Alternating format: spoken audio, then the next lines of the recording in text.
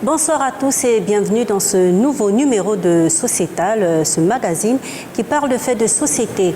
Aujourd'hui, nous allons parler d'un fait d'actualité. Nous allons parler de la Covid-19 qui a affecté notre mode de vie. Et pour en parler ce soir sur le plateau, je suis accompagnée de Mireille Abogué. Elle est entrepreneure. Mireille, bonsoir. Bonsoir Mireille. Il y a également Madame Nadia Moulongou, journaliste gabonaise. Bonsoir Nadia. Bonsoir Mireille.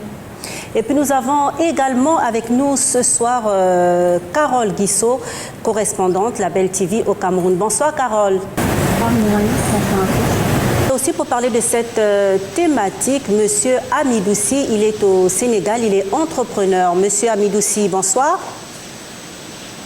Bonsoir à vous. Également, Madame Elanadette, elle est en Côte d'Ivoire, elle est entrepreneur. Bonsoir, Madame Elanadette. Bonsoir, bonsoir à tous. Et puis nous avons également Père Gabriel Tsamba depuis l'Italie par téléphone. Bonsoir, Père Gabriel. Bonsoir Mireille, bonsoir à vous tous. Alors nous sommes tous rassemblés ce soir pour parler de cette thématique. La Covid-19 a changé notre mode de vie.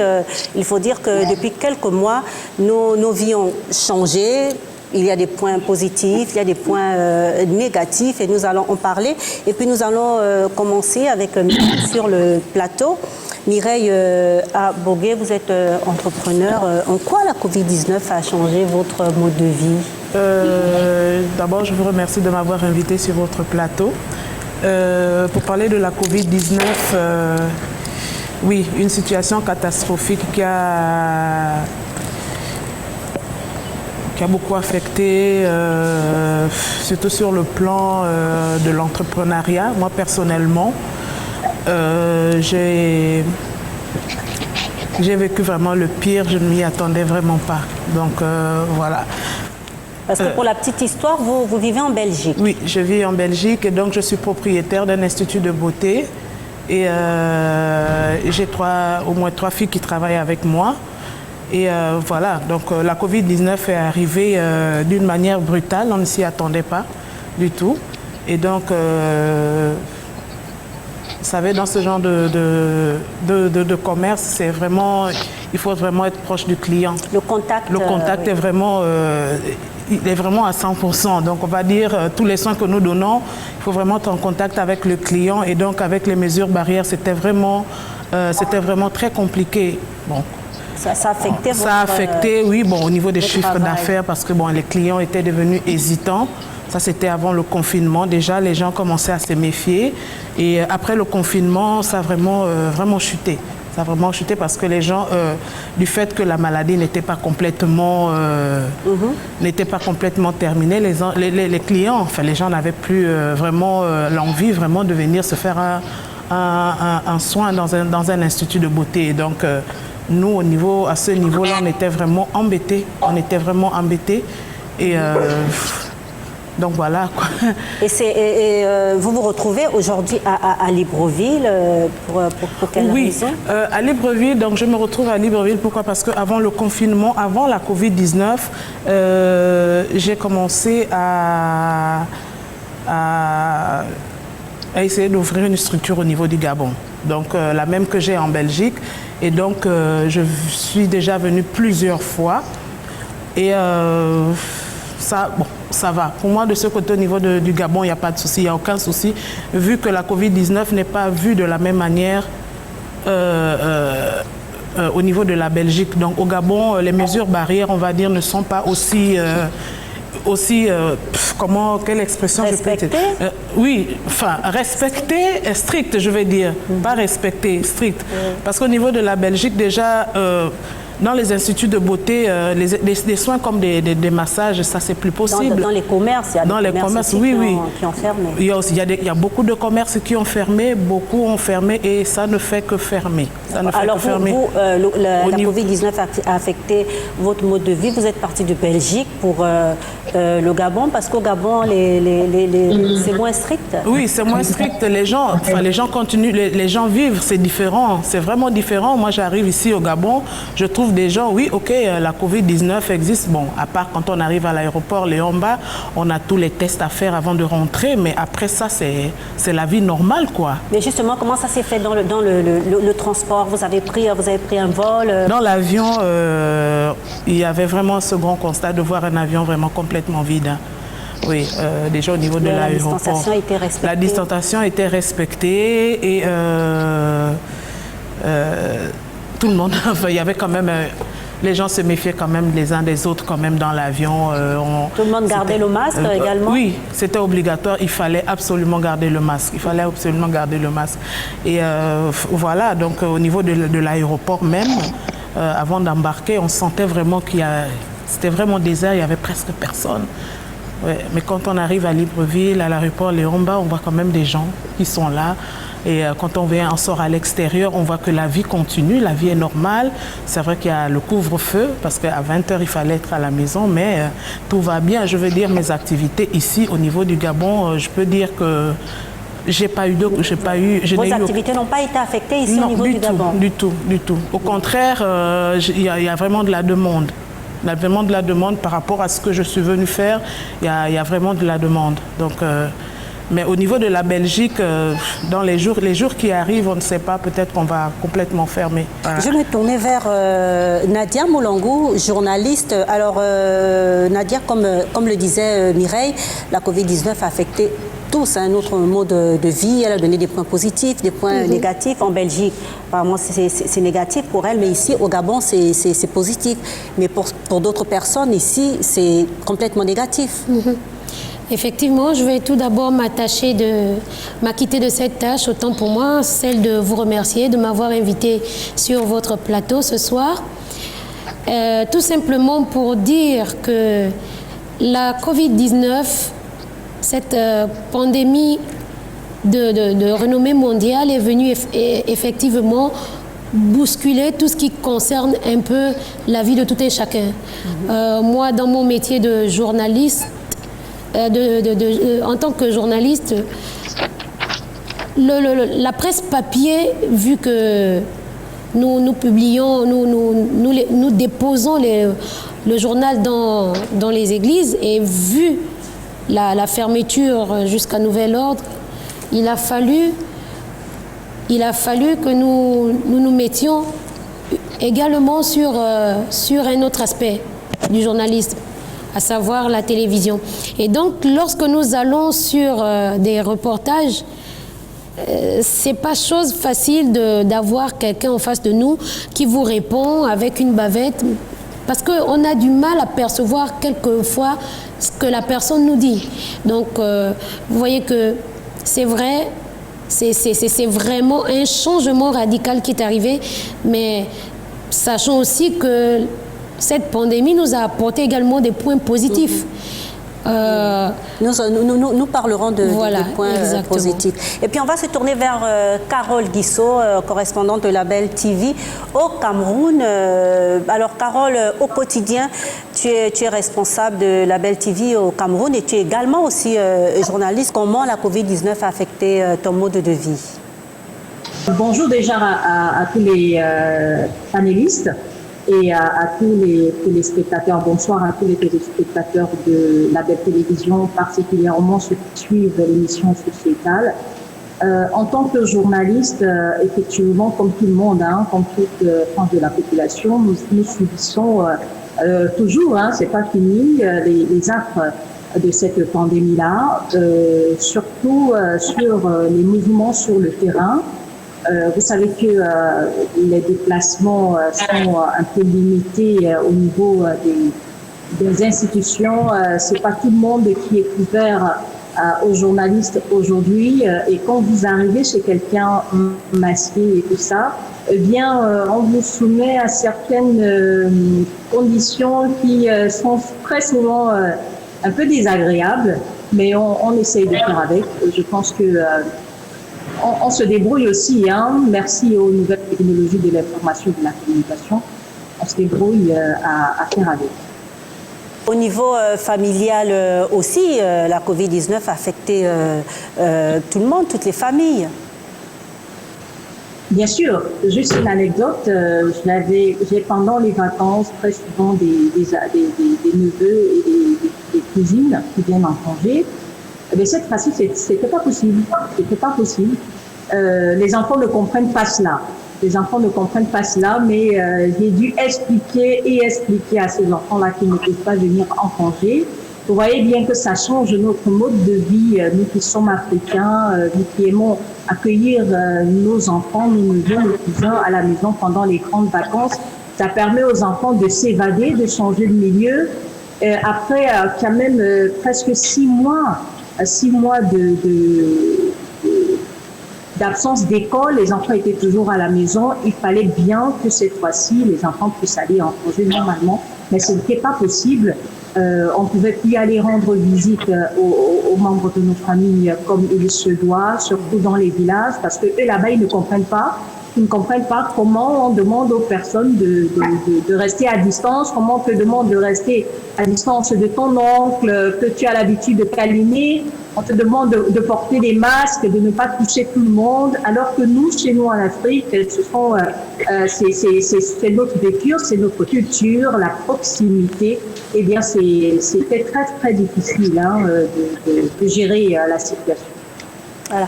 Merci Carole. On voit là que les relations humaines et les interactions sociales ont changé avec l'arrivée de la Covid-19. Alors, et là, Nadette de Côte d'Ivoire, vous êtes entrepreneur et comment cela se passe-t-il pour vous au quotidien?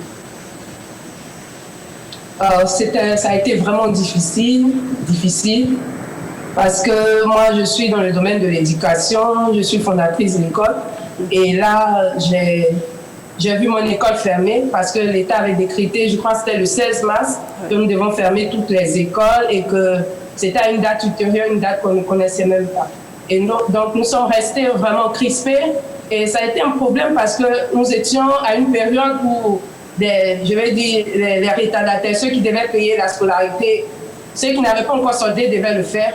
Et avec la COVID-19, chacun est parti chez lui et après il y a eu la fermeture du Grand Abidjan et donc d'autres sont partis à l'intérieur, ils ne sont plus revenus. Et lorsque on a demandé qu'on reprenne les cours, on s'est retrouvé avec l'effectif diminué parce que ces personnes qui sont sorties d'Abidjan, d'autres n'ont plus voulu rentrer parce que Abidjan était fermé, coupé de l'intérieur et ça a été vraiment beaucoup de difficultés que nous avons eues. Nous avons eu beaucoup de difficultés à ce niveau-là. Alors, Madame Hélène Nadette, vous êtes dans le domaine de l'éducation et lorsqu'on parle d'éducation, c'est vrai, on parle d'enfants. Avec le rétrécissement des libertés, on sait par exemple que les enfants aiment bien se retrouver, jouer ensemble. Comment ça s'est passé justement cette reprise des cours? Parce qu'il fallait bien sûr porter le masque, respecter la distanciation sociale. Pour les enfants, c'était quand même un peu difficile. Oui, très difficile. On voyait des enfants, surtout en classe de CP1, qui pleuraient ou CP2 parce qu'ils disaient que les masques les étouffaient. Et bon, c'était des instructions qui nous avaient été données, on se devait de les respecter, mais on était face à des enfants qui pleuraient parce qu'ils n'étaient pas habitués et aussi le temps de récréation a été modifié. L'inspection nous a demandé qu'on puisse faire des récréations répétitives. C'est-à-dire, on devait diminuer le nombre d'enfants ensemble pendant la récréation.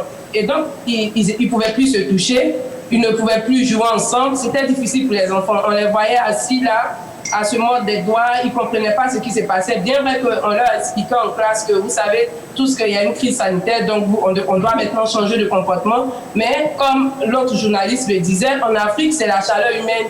On a grandi dans une société où on est tout le temps ensemble, où c'est les embrassades, où c'est les salutations, on se serre la main. C'est ces choses-là dans lesquelles ces enfants ont grandi. Et les priver de cela, étant enfants, c'était difficile pour eux. C'était difficile en les accompagnant, en leur expliquant, mais c'était difficile. Et lorsqu'on parle de la Covid-19, et là, je vais m'adresser à Midoussi, qui est quand même dans un domaine professionnel assez particulier, c'est-à-dire c'est un domaine qui fait appel à l'odorat. Et avec la Covid-19, nous portons des masques, nous sommes obligés de porter des masques. À Midoussi, comment cela se passe pour vous par rapport à votre domaine d'activité qui fait appel à l'odorat? Bon, bonsoir à vous tous. Bon, le Covid-19 a réellement joué sur cela. Bon, le début, c'était un peu difficile parce qu'à l'époque, on regardait ça à la télé, on voyait ça dans les autres pays. Donc, on ne savait pas que ça va petit à petit nous infecter directement. Bon, nous sommes dans la parfumerie, la plupart du temps, nos produits, ça vient de Paris. Et, au début, c'était les frontières. Après, on a commencé à vraiment sentir l'effet direct de la fermeture des frontières et de tout cela. Donc, à un moment donné, du moment qu'on est sur Internet, on a le e-commerce, on a commencé à changer parce qu'on ne pouvait plus rester sur la parfumerie parce que les gens ne sortaient plus, les gens étaient plus souvent chez eux. Et à un moment donné, les gens avaient tellement peur que c'était plus la parfumerie parce que c'est du domaine de luxe. Donc les gens s'intéressaient comment faire pour remplir le frigo, comment faire pour faire des approvisionnements toutes les semaines. Donc c'était plus à l'ordre du jour. C'est une activité plutôt très luxueuse. Donc ça ne marchait plus, la parfumerie en général. Donc qu'est-ce qu'on a fait? On a commencé à petit baisser de la parfumerie en se convertissant sur les habits d'hiver, quelque chose comme ça, donc pour pouvoir changer. Mais on ne pouvait plus rester sur la parfumerie. On était réellement impacté de nos fournisseurs sur Paris ou bien de nos consommateurs sur Dakar. C'était vraiment très difficile. Voilà. Alors aujourd'hui, nous portons tous des masques dans les lieux publics. Pour les dames, nous les dames, on ne peut plus sentir de parfum, on ne peut plus sentir vraiment les odeurs parce que le masque, il est là, c'est quand même gênant. Mais vous, dans votre domaine d'activité, comment vivez-vous cela? La plupart de nos clients, quand ils se parfument, en général, c'est pour partir au boulot ou bien pour aller dans un secteur ou bien là où se trouvent les gens. Donc, c'était réellement direct. Le Covid-19 était directement lié au senteur, à l'odorat et tout. Donc, on avait vraiment du mal à pouvoir vendre les parfums parce que les gens n'achetaient plus, les gens sortaient plus, les gens, voilà, il y avait une distance, donc les gens n'étaient plus obligés de vraiment acheter des parfums qui coûtent assez cher, sauf certains de ces parfums, les eaux de Cologne ou quelque chose comme ça, qui se vendaient beaucoup plus. Mais par contre, les parfums standards, ça ne vendait plus et les prix baissaient carrément et voilà, ça nous a vraiment impacté. Yeah. Nous parlons de Covid-19, parlons également de religion et nous allons donc avec le père Louis-Gabriel Tsamba qui est en Italie. Alors père Louis-Gabriel, par rapport à la Covid-19, c'est vrai que beaucoup de lieux de culte ont été fermés à travers le monde et il faut savoir que pour certaines personnes, le religieux constitue quand même un équilibre et comme ça avoir pendant des mois et des mois des lieux de culte fermés sans pouvoir se rassembler parce que bien sûr on pouvait prier en ligne, suivre des prières en ligne pour plusieurs confessions religieuses, mais vous en tant qu'homme de Dieu, en tant que religieux, qu'est-ce que la Covid-19 a affecté? Merci Mireille pour votre invitation. Comme les prédécesseurs, ceux qui sont intervenus l'ont dit, la Covid-19 est une surprise, moi désagréable, qui a affecté tout le monde. Affecté tout le monde, vous l'avez bien dit, parce que c'est une maladie planétaire. Nous, prêtres, comme vous le savez, comme beaucoup d'institutions, on est très organisés. Au début, nous avons un programme d'année et que nous suivons. Et quand c'est arrivé, quand il y a eu cette surprise, tout a changé. Donc la Covid a complètement bouleversé nos programmes d'activité pastorale. Et vous l'avez dit, les églises étaient fermées. Nous faisons souvent des visites aux malades.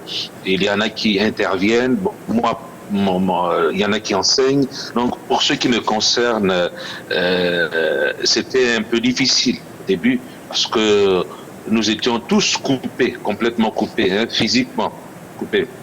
Mais la Covid, il faut le dire, n'a pas entamé mon devoir évangélique, le droit de l'amour, le droit d'aimer les autres.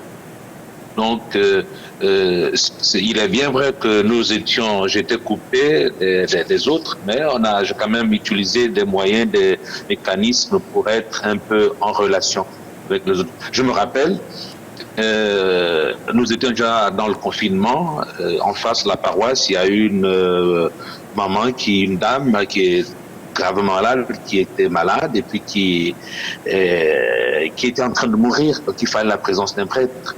Et qu'est-ce que j'ai fait? J'ai pris toutes les dispositions pour aller lui donner ce que nous appelons, nous chrétiens catholiques, le sacrement des malades. Donc, pour l'accompagner.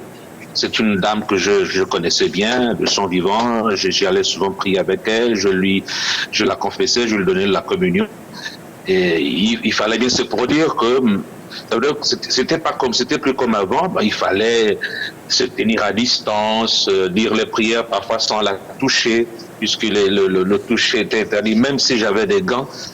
Donc, c'est en ce sens-là que c'est un exemple, une initiation pour montrer que vraiment la Covid a bouleversé beaucoup de choses en moi, personnellement comme prêtre, et dans l'Église également.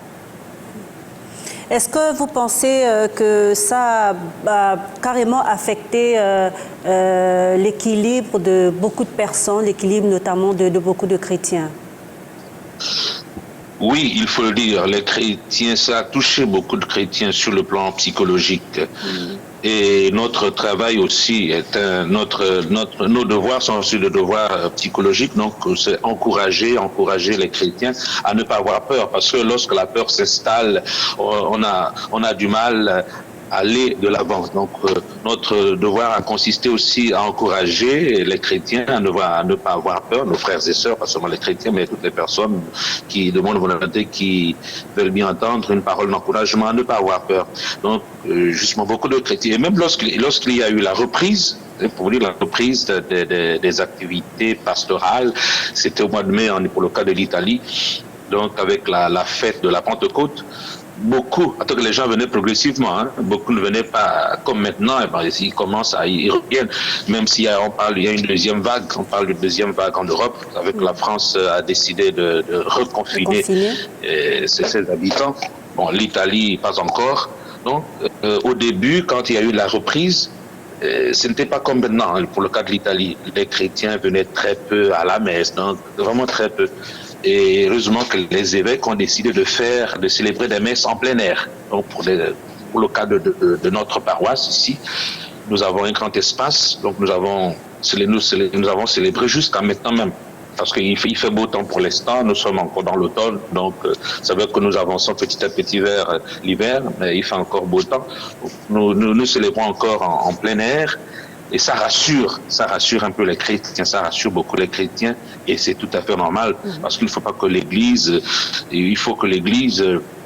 soit le lieu où les hommes se sentent mieux et se sentent bien protégés, et même contre la Covid-19, contre la maladie, contre tout ce qui nuit à l'homme. L'équipe de reportage de Sociétal s'est rendue sur le terrain à Libreville, dans les rues de Libreville, pour prendre les avis de certaines personnes sur la thématique.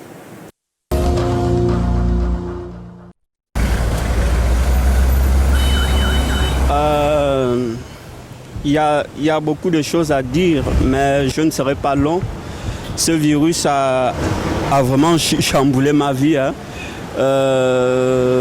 surtout tous les aspects, au fait. Le transport, la vie commune, la vie familiale, la vie religieuse, mais les sorties, quoi. Tout est maintenant cher, les taxis, voilà. Donc ça a vraiment tout changé. Ça a vraiment tout changé et c'est ce que je peux dire en fait. Quant à moi, je peux dire, comme je suis dans un secteur où je ne travaille pas, donc je suis dans mes bricoles. Actuellement, c'est vraiment compliqué. L'argent ne rentre plus partout. Même si quelqu'un a l'argent, la raison qui va pousser, oh je n'ai pas coronavirus, tout le monde se cache maintenant derrière coronavirus. On ne sait même plus quoi dire. Tu vas là-bas, oh, c'est corona, tu sors là-bas, corona, on ne sait même plus quoi faire. Apparemment, corona, là, ça n'existe pas pour moi, parce que je n'ai jamais vu quelqu'un avec le corona. Mais tous les jours, corona. Je suis là, je ne sais pas quel âge que j'ai, mais je n'ai jamais vu quelqu'un qui est vraiment malade de corona. Mais on nous parle de ça tous les jours, coronavirus, je ne sais pas si ça existe réellement. Là, c'est mon point de vue à moi. Je ne suis pas un scientifique, mais c'est mon point de vue à moi. On vit maintenant mal à cause du corona. Pour prendre un taxi, c'est tout un problème. Tout ce qu'on peut faire, le coronavirus a affecté tout le monde. Donc on ne peut rien faire. Il n'y a que corona qu'on parle maintenant. Et pourtant, ça n'existe pas. Il n'y a aucun point positif. Pour moi, le coronavirus est venu tout gaspiller. Tout gaspiller. Bon, on a eu peut-être la chance. On a dit, oh, vous n'allez pas payer la maison, mais ça n'a pas marché pour les bailleurs. Nous cause toujours des problèmes, même les impayés là. Moi, je fais pratiquement 3 mois que je n'ai pas payé pendant, si c'est quoi. Juste aujourd'hui, mon bailleur me fait le bruit. L'école, je ne sais même pas quoi vous dire. Moi, l'école ne me dit vraiment absolument rien. Puisque même quand les enfants partent à l'école, c'est toujours le même connerie. Puisque l'école aussi, c'est payant. Comme on ne paye pas, bon, je peux dire que je profite. Bon, moi, mes enfants sont encore, c'est des gamins. Ils ne sont pas encore à l'âge d'aller à l'université et tout. Donc ça ne me dit absolument rien. Mais je sais que ceux qui ont des enfants à l'université et tout, ils sont dans le pétrin. Parce que les enfants doivent avancer. Mais tout est bloqué. Moi, j'ai pris à la maison. Donc les églises aussi ne me disent absolument rien. Tous les matins, quand je me réveille, il y a MCI qui passe là. Je fais mes prières, puis je pars dans mes bricoles. D'habitude, je ne pars pas à l'église, donc ça ne m'a pas vraiment dérangé. Ça a changé beaucoup de choses dans ma vie parce que là, je prends des précautions, des mesures barrières. Je mets de l'ordre chez moi. Je ne mets plus une tenue 2 jours. La tenue, c'est 1 fois par jour. Après le travail, je rince ma tenue, je l'installe. Donc, je trouve ça normal. Ça a beaucoup changé ma vie. Et parfois, même la maison, il faut aller au travail. Quand tu reviens, je n'ai pas le temps de la nettoyer. Il faut nettoyer la maison à toute heure. Moi, je trouve que ça a beaucoup changé. Au niveau religieux, pas de salutations, les mesures barrières, vraiment, je trouve que, en tout cas, au niveau religieux, c'est dans le cœur. C'est dans le cœur. C'est-à-dire que tu pries avec ton Dieu dans le cœur. Il ne s'agit pas seulement d'aller à l'église, aller saluer les personnes pour être à l'aise, pour dire que j'étais à l'église. Tu peux le faire étant à la maison. Tu appelles ta personne, bonjour, bon dimanche, comment tu passes ton dimanche, ça va, j'espère que ça va, que Dieu te bénisse. Pour suivre le culte, je suis allée à la télé. Au niveau de la famille, ça a beaucoup changé aussi parce qu'il ne faut plus embrasser. Vous savez que dans notre coutume, nous les femmes, on nous a appris, nos parents nous ont appris que quand tu vois ta soeur, ça fait 2 jours, 3 jours, tu ne vois pas ta soeur. Quand tu le vois, tu l'embrasses, que ce soit ta mère, oh ma soeur, oh Annie, va. Donc tout ça, ça a beaucoup changé. De ce côté-là, ça nous fait quand même un peu mal parce que tu rencontres ta soeur, tu dis bonjour à distance, ou bien c'est le poignet. Alors, avec la joie que tu vois ta soeur, tu l'embrasses, vous vous embrassez, ça ne se fait plus, donc ça fait un peu mal. Avec le mari, ça n'a pas changé. Il a dit, ça ne peut pas changer puisque c'est le mari. Si c'est le corona, on doit mourir à 2. Alors, on a signé pour le meilleur et pour le pire. Donc, ça n'a jamais changé. Il y a des gens qui prennent quand même les mesures de précaution, de barrières. Il y a d'autres qui s'en foutent de ça. Ils disent que non, ça n'existe pas. Donc, moi, je trouve que le corona existe. Ça existe. On peut dire qu'il y a du positif, il y a du négatif. Et bien vrai que le commerce est un peu difficile plus qu'avant. Mais bon, c'est la volonté de Dieu et on peut... Bon, en tout cas, c'est un peu dur en termes de commerce, le marché, il n'y a pas, c'est un peu dur. Et les gens aussi, vu que beaucoup de gens ne travaillent pas, tout le monde est à la maison, donc les sociétés sont fermées. Vraiment, la vie est difficile. Et nous aussi, on est là pour participer, vu que nous tous on vit ensemble. C'est un peu compliqué quand même pour avoir les recettes qu'on avait avant.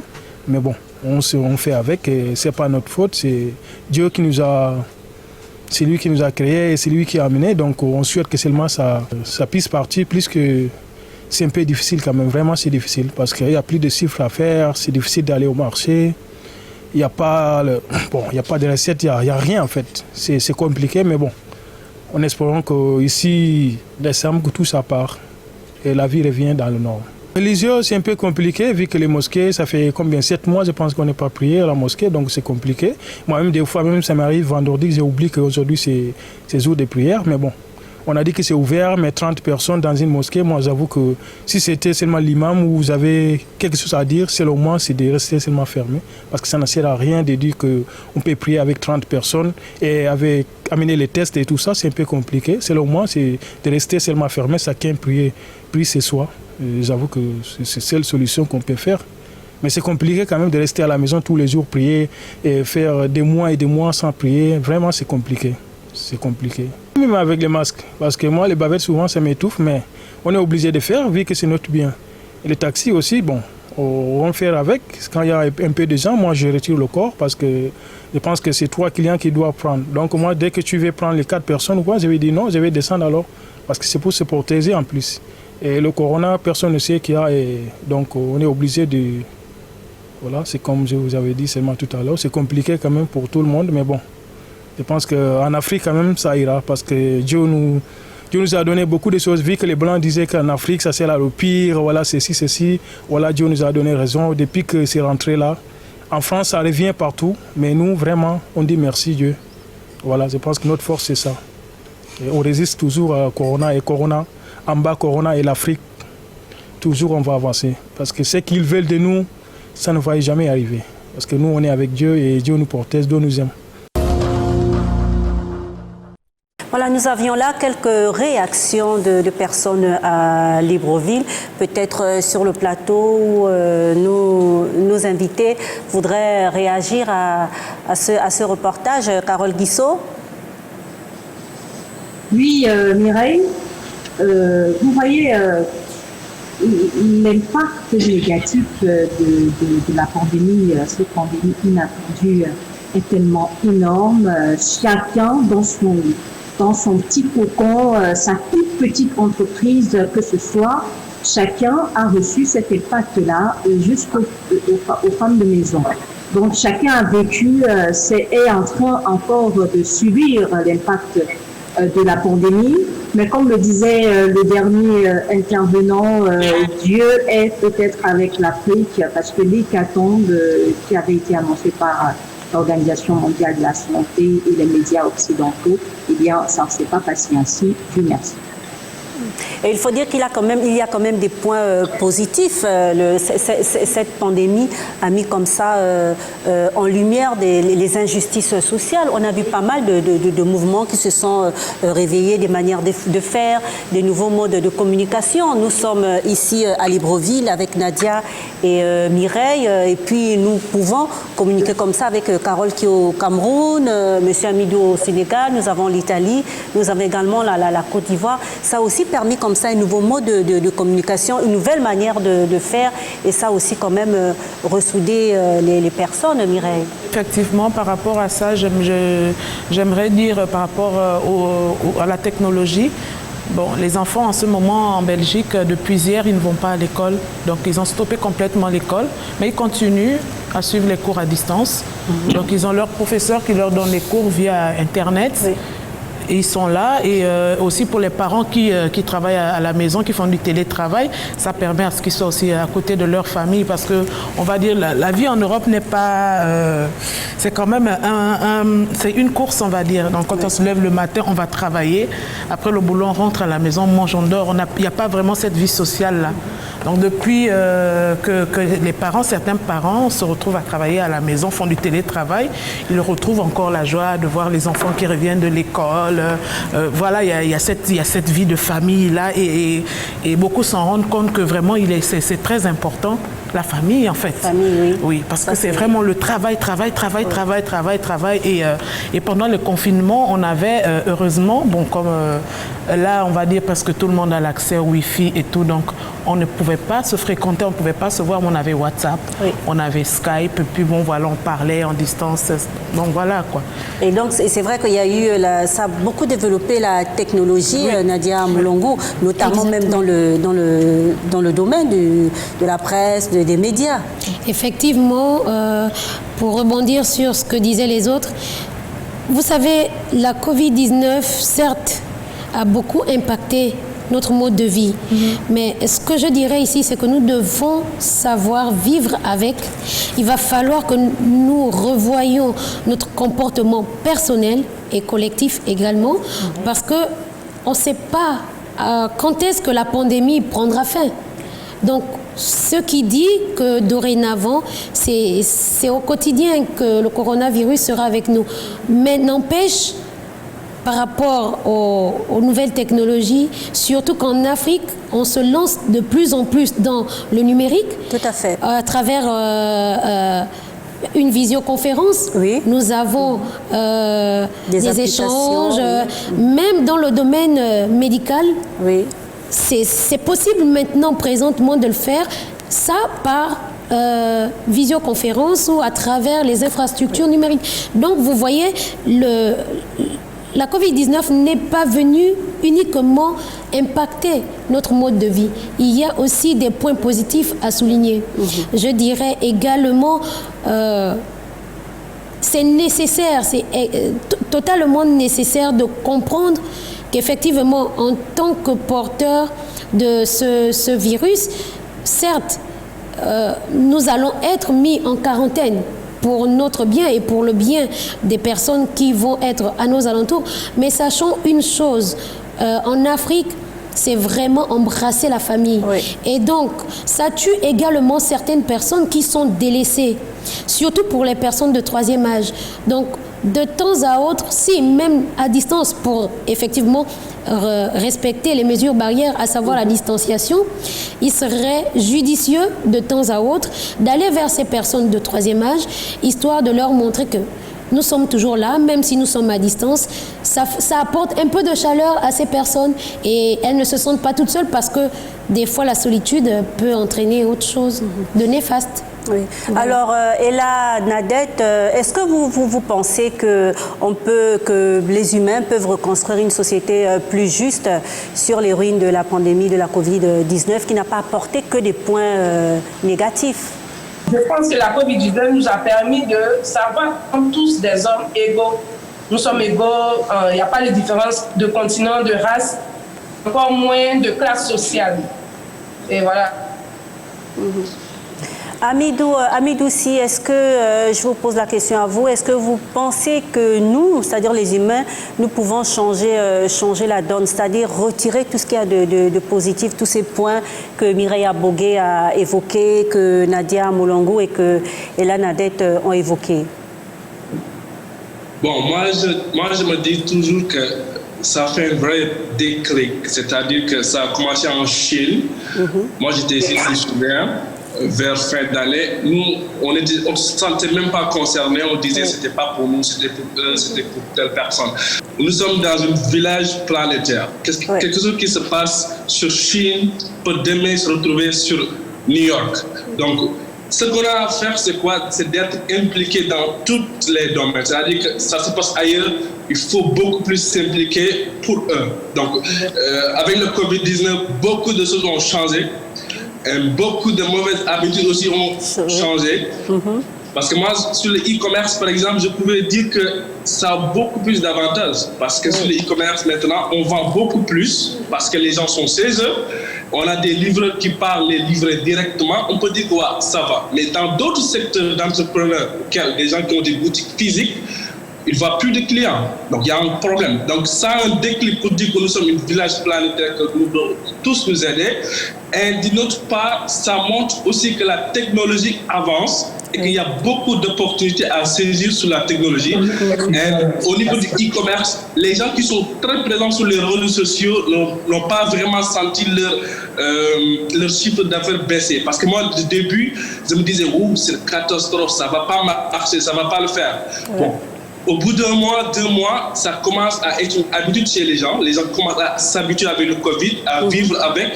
Donc les reventes montent petit à petit. Donc il faut beaucoup plus se réveiller sur la technologie, se dire que la technologie, c'est l'avantage, c'est l'atout de demain. C'est ça qui nous a permis de se voir tout à l'heure de Dakar, partout en Afrique et de communiquer. Donc la technologie, c'est un atout, c'est un très bon atout contre le Covid. Et je crois que tout jeune entrepreneur de partout en Afrique doit saisir cette opportunité. Il n'y a pas une frontière avec la technologie, il y a juste du savoir-faire, du bon service et du poids et que ça va vraiment marcher. Yeah. Alors, Père Gabriel Tsamba, on parle justement du développement de la technologie par rapport à cette pandémie de Covid-19. C'est un point positif. Dans le domaine religieux, qu'en est-il? Quels sont les points positif, selon vous, que la COVID-19 a emmené dans le domaine religieux? Oui, bon, comme les autres l'ont dit, la Covid n'a pas que des limites, elle a aussi des avantages, toutes choses étant ambivalentes. Oui, pour parler de la technologie, cela nous a permis de ne pas couper totalement avec nos chrétiens, donc ça nous a permis de maintenir ce lien, de garder ce lien. Et nous avons célébré, par exemple, moi, j'ai souvent célébré des messes retransmises, ou bien des messes en direct à travers YouTube, à travers tout ce dont on dispose pour être en lien avec les autres, WhatsApp. Nous avons aussi tenu des relations, des réunions, des conférences à travers Zoom. Et donc ça, c'est en fait, le développement de la technologie. Donc la Covid a permis une prise de conscience vraiment de l'utilisation, de la présence de technologie, de l'avantage, la bonne utilisation, si vous voulez, de la technologie et des réseaux sociaux, parce qu'il y en a qui l'utilisent pour des mauvaises choses, mais là, c'était vraiment la bonne utilisation. Et la COVID-19 aussi a permis le renforcement de certains liens familiaux. Oui. Mes prédécesseurs, certains l'ont dit. Donc, des familles qui n'avaient pas le temps, papa, maman, qui travaillaient beaucoup, n'avaient pas le temps pour s'occuper des enfants, c'était l'occasion de le faire.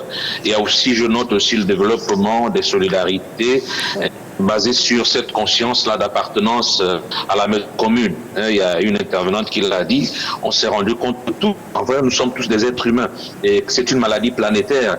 C'est pas, permettez-moi, c'est pas comme le sida qui s'est le peu plus en Afrique, c'est pas comme Ebola, mais là c'est une maladie Covid-19 qui a embrasé tout le monde et les hommes, la terre entière, les habitants se sont rendus compte qu'ils sont vraiment humains et ils appartiennent donc à la même humanité. Ils vivent dans la même cour commune, comme certains films, le film de nos amis ivoiriens, on parle de la cour commune et la cour commune, bien il faut être ensemble, on peut rire ensemble, il peut arriver que nous ayons des différends, mais ce qui nous rassemble, c'est cette conscience, la fraternité. Et je voudrais chuter avec ça. Le pape François a écrit la dernière encyclique basée sur la fraternité, Fratelli Tutti, pour dire que c'est vraiment la fraternité, la solidarité, l'amour qui va sauver l'humanité. Et la Covid-19 donc nous permet de prendre encore de plus en plus conscience de cette réalité de l'amour. Voilà. Merci Père Gabriel. Nous allons repartir dans les rues de Libreville pour voir justement ces personnes qui nous ont donné leur avis sur le côté positif de l'arrivée de cette pandémie. La seule chose de positive que ce virus m'a amené, c'est que je passe beaucoup plus de temps maintenant en famille. Voilà, donc c'est la seule chose.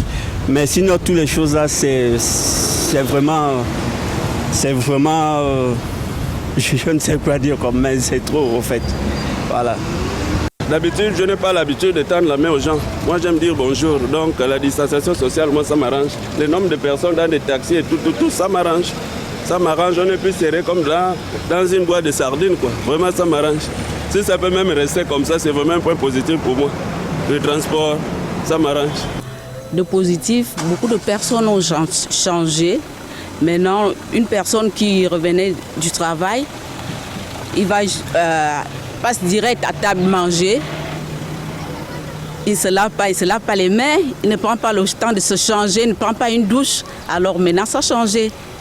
Quand tu reviens de ton boulot, tu te changes, tu prends une douche, tu te laves ou bien tu te laves les mains, tu te changes. Donc je crois que ça a beaucoup changé. Le corps du masque, ça ne me dérange pas, ça ne me dérange plus du tout. C'est juste, c'est normal, parce qu'il faut se protéger. C'est une protection pour toi. Voilà. Voilà, chers invités, notre émission touche à sa fin. On va faire un tour et chacun va s'exprimer. Comment construire une Afrique meilleure sur les ruines de la pandémie. Nous allons commencer par Carole Guissot. Oui, Mireille. Je pense que d'après les points positifs relevés par les uns et les autres, nous devons prêter attention à nos nouvelles habitudes, à ce que cette pandémie a apporté comme positif sur le mode de vie de chacun d'entre nous. On voit aujourd'hui devant la mort, vous savez, l'être humain prend conscience. L'être humain, quand vous êtes dans les veillées, quand vous allez dans les veillées, dans les levées de corps, vous voyez un cercueil, un cadavre et tout ça, vous voyez les gens pleurer.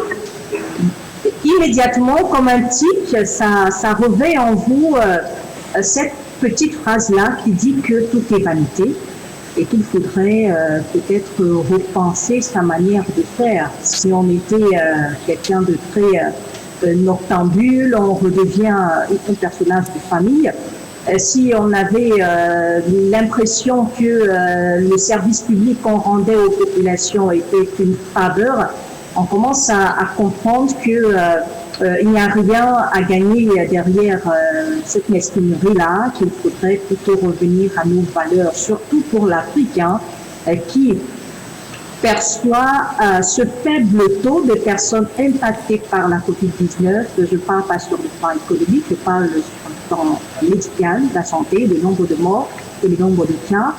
L'Afrique devrait voir là que c'est un signe peut-être divin, que voilà, vous êtes protégés, maintenant aidez-moi à vous aider. Je parle ainsi comme pourrait le dire Dieu, l'être suprême. Donc, je pense que s'il faut reconstruire une société meilleure sur les ruines de la Covid, on devrait apprendre à tirer les leçons de tout ce qui s'est passé depuis le mois de mars. Je pense que le mois de mars et le mois de janvier pour ceux qui sont à l'extérieur du continent, mais je pense que c'était autour du mois de février, mars, le début de la pandémie du coronavirus en Afrique. Je pense qu'on devrait tirer ce qui est positif dans cette crise-là et transformer cela en or, pourquoi pas, pour développer les sociétés à venir. Voilà. Merci Carole Guisson. Je rappelle que vous êtes la correspondante de Label TV au Cameroun. Merci beaucoup Carole. Et puis Amidoussi du Sénégal, vos mots de conclusion.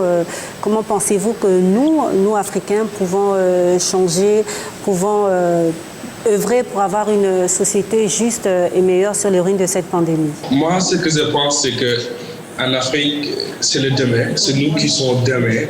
Et on a une jeunesse très jeune, une jeunesse qui est prête pour travailler, une jeunesse qui a chaud, qui veut travailler. Mais tous les moyens ne sont pas là, tous les moyens ne sont pas disponibles. Tout ce qu'on a à faire, c'est de faire de l'auto-entrepreneuriat. C'est très important. Utiliser la technologie et faire de l'auto-entrepreneuriat, ça va beaucoup nous aider. Parce que vous pouvez commencer de rien. Il faut juste y croire et croire à toutes les convictions pour faire quelque chose de réel. L'auto-entrepreneuriat, c'est tout ce qui peut nous sauver aujourd'hui. Avec le biais des réseaux sociaux, faites-vous connaître, faites connaître vos produits africains et faites-vous de la place. Vous avez vu le Covid-19, ça montre qu'il n'y a pas une barrière ou une limite pour le succès. Les gens qui sont aux États-Unis ne peuvent même pas arrêter ça. Donc, ce n'est pas les gens qui sont épargnés. Donc, tout ce qu'on a à faire, c'est l'auto-entrepreneuriat, beaucoup aider les jeunes et beaucoup miser aussi sur l'agriculture, les business locaux et croire à ce qu'on fait. Inch'Allah, ça va payer, ça va le faire. Voilà, c'est ce que je crois moi. Et aussi respecter les mesures barrières contre le Covid. Parce qu'en Afrique, c'est parce qu'on ne voit pas les morts dans la rue, on ne voit pas les morts dans les morgues ou dans les hôpitaux.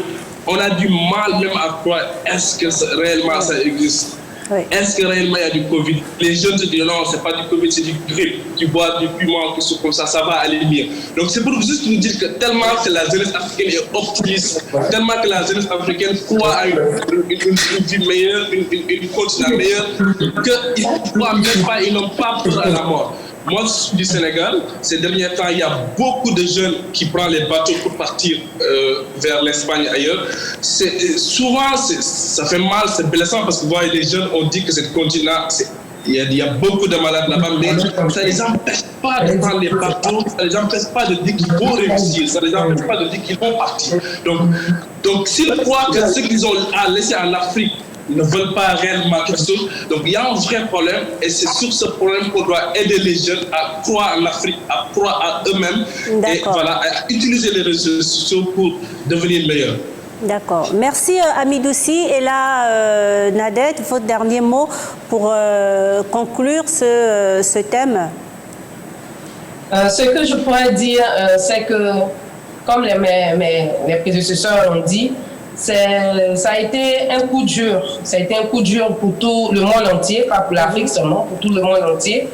Et je crois qu'on devrait vraiment réfléchir à revoir nos comportements, à revoir ce qui est primordial. Je veux parler du prochain, de notre prochain, c'est-à-dire de l'amour de l'autre. Il faudrait qu'on puisse considérer l'autre comme nous-mêmes, parce que nous avons vu là que tous, nous avons été confrontés à la même réalité. Oui. Cette crise sanitaire nous a tous mis au même niveau. Et voilà, c'est ce que je peux dire. Et voilà, je crois que c'est la seule chose positive que nous pouvons garder. Merci Ella Nadette. Et puis il y a également Père Gabriel Tsamba, le dernier mot sur la thématique. La Covid-19 a changé notre mode de vie. Oui, alors la situation, oui Mireille, que nous vivons aujourd'hui, qui est une situation terrible, exige de nous tous, parce qu'il s'agit de l'Afrique, comment reconstruire l'Afrique sur les ruines. Je pense il faut un dépassement des égos. Parce que ce n'est pas la peine de dire c'est moi le plus fort, il n'y a pas de plus fort. C'est tous ensemble que nous pourrons vaincre l'ennemi commun. Donc il faut dépasser, que chacun dépasse son ego. Il faut, je pense, aussi une véritable solidarité, des compétences qui foisonnent vraiment en Afrique, et cela dans tous les domaines. L'Afrique a des compétences dans tous les domaines, donc il faut les détecter, et puis il faut les mettre ensemble. Une ouverture justement qui intègre tout le monde, qui intègre tous les Africains. Donc soyons des hommes et des femmes ouverts, et soyons des hommes et des femmes capables donc de considérer l'autre. Et comme je l'ai dit tout à l'heure, je l'ai dit au début là, par les deux vers la fin, avant la dernière intervention, avant celle-ci, je disais que c'est vraiment à travers la fraternité et l'amour. Et il me viennent à l'esprit les paroles de Ismaël, un chanteur sénégalais, et donc un hommage à nos frères sénégalais. Ismaël dit « L'amour a tous les droits et nous tous les devoirs ». Donc que les Africains puissent donner chair à ces paroles-là. L'amour a tous les droits et nous les devoirs. Donc notre devoir, c'est de nous aimer, de nous considérer frères, et ensemble, nous pourrons loin. Tout seul, on va lentement, mais ensemble, on va vite, et on construit grandement. Voilà, merci Père Gabriel Tsamba d'Italie, grazie. Et puis, mesdames, alors, Mireille, la Covid-19 a changé notre mode de vie, il y a eu des points négatifs. La Covid-19 a ouvert comme ça l'espace des possibles. Oui. Par rapport à l'Afrique, moi je vais dire, qu'est-ce que je pourrais dire que les autres ont déjà dit? Que vraiment nous avons eu beaucoup de chance. Nous avons beaucoup, c'est vraiment une grâce. Je sais que pendant le confinement, je pensais fort, j'étais vraiment, je vais dire anéantie quand je voyais les décès chaque jour, et je pensais beaucoup à mon Afrique. Je dis mon Dieu, mais qu'est-ce qui va se passer, mais qu'est-ce que ça va être là avec cette pandémie. Mais Dieu n'a pas permis que l'Afrique soit autant touchée par ce virus-là. Et pour moi, c'est un signe, comme le disait, je crois que c'est la dame qui est au Cameroun qui disait tout à l'heure. Oui, que c'est un signe, le fait que l'Afrique n'a pas été autant touchée, alors que l'Afrique prenne conscience que vraiment elle a vraiment de la chance, et que cela nous donne quand même du fil à retordre, pouvoir prendre certaines responsabilités, de se dire que nous sommes capables de faire des choses par rapport à la jeunesse, au lieu de se concentrer sur les futilités, comme on voit sur les réseaux sociaux, qu'on utilise cette arme-là pour pouvoir produire quelque chose, essayer de faire des choses positives, vraiment avoir cette conscience-là que nous sommes quand même un peuple Quand je parle de peuple, je ne parle pas forcément du Gabon, je parle de l'Afrique tout entière, de l'Afrique tout entière, que nous avons des compétences, qu'on est, on est capable, si on veut, si on le veut, on est capable de faire des choses et vraiment avancer. Nadia Moulongou, la crise a ouvert l'espace des possibles. Exactement. Moi, le seul mot d'ordre que je dirais, c'est apprenons à vivre avec la Covid-19 présentement, en respectant les mesures barrières. Mais je tiens à dire quelque chose. Nous devons tirer une leçon parce que maintenant, il va falloir que nous anticipions sur des prochaines crises sanitaires.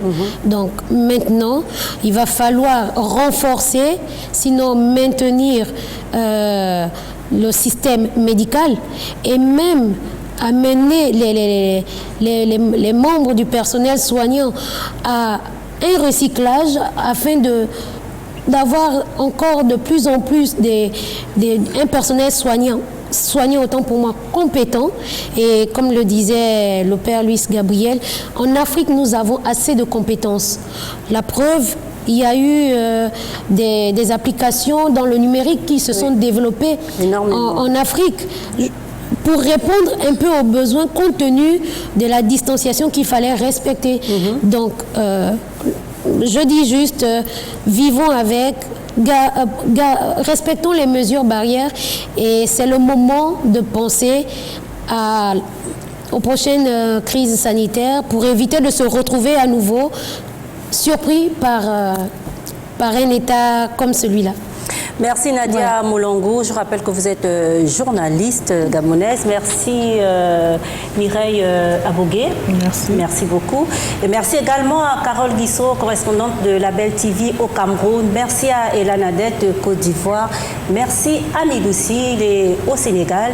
Et merci au père Louis Gabriel Tsamba, il est en Italie. Merci à vous, chers téléspectateurs, et on se retrouve très prochainement pour un nouveau numéro de Sociétal.